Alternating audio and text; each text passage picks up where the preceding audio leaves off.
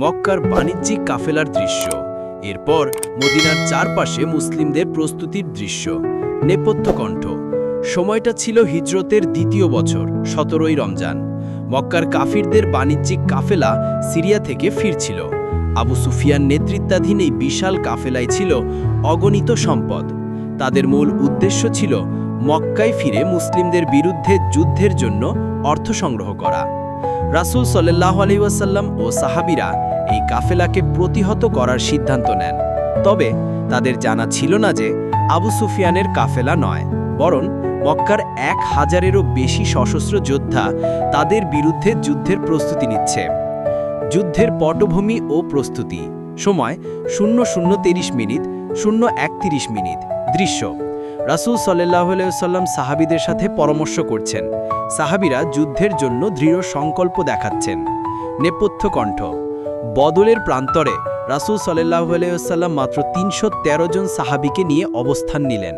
তাদের কাছে পর্যাপ্ত অস্ত্রশস্ত্র ছিল না, ঘোড়া ছিল মাত্র 2টি আর উট ছিল মাত্র 70টি।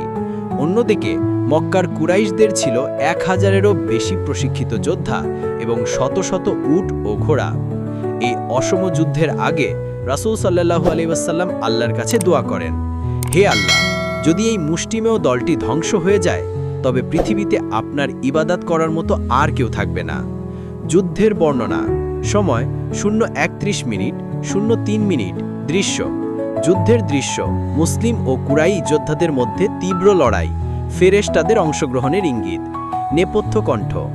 আল্লাহর উপর দৃঢ় বিশ্বাস ও রাসূল সাল্লাল্লাহু আলাইহি ওয়াসাল্লামের নেতৃত্বে মুসলিমরাই অসম যুদ্ধে ঝাঁপিয়ে পড়লেন।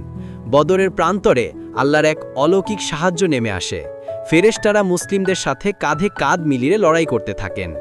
এই যুদ্ধে ইসলামের বীর সেনানী হযরত হামজা রাদিয়াল্লাহু, হযরত আলী রাদিয়াল্লাহু এবং অন্য সাহাবীরা অসীম সাহসিকতার পরিচয় দেন।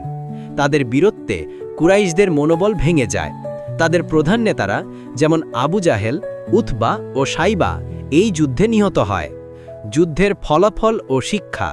সময় 0:03 0:04 দৃশ্য। যুদ্ধের পর বদরের প্রান্তরের দৃশ্য। মুসলিমদের বিজয়োল্লাস। রাসূল সাল্লাল্লাহু আলাইহি ওয়াসাল্লাম যুদ্ধবন্দীদের সাথে আচরণ করছেন। নেপথ্য কণ্ঠ। মুসলিমদের সংখ্যা ও অস্ত্র কম হলেও আল্লাহর সাহায্য তারা বিজয় লাভ করেন। এই যুদ্ধে 70 জন কুরাইশ যোদ্ধা নিহত হয় এবং 70 জন যুদ্ধবন্দী হয়। বদর যুদ্ধ শুধু একটি মার্শিক বিজয় ছিল না, এটি ছিল সত্যের ওপর মিথ্যার পরাজয়, ঈমানের উপর শয়তানের পরাজয়। এই যুদ্ধ মুসলিম উম্মার জন্য এক নতুন প্রেরণা সৃষ্টি করে। এটি প্রমাণ করে সংখ্যা নয়, বরং আল্লাহর উপর বিশ্বাসী বিজয়ের মূল চাবিকাঠি। ভিডিওর সমাপ্তি। সময় 0:04 0:30 দৃশ্য। মুসলিমদের বিজয়ের দৃশ্য। নেপথ্য কণ্ঠ। বদর যুদ্ধ আমাদের শেখায়, যদি আমাদের উদ্দেশ্য সৎ থাকে এবং আমরা আল্লাহর উপর ভরসা করি, তাহলে কোনো বাধাই আমাদের আটকাতে পারে না।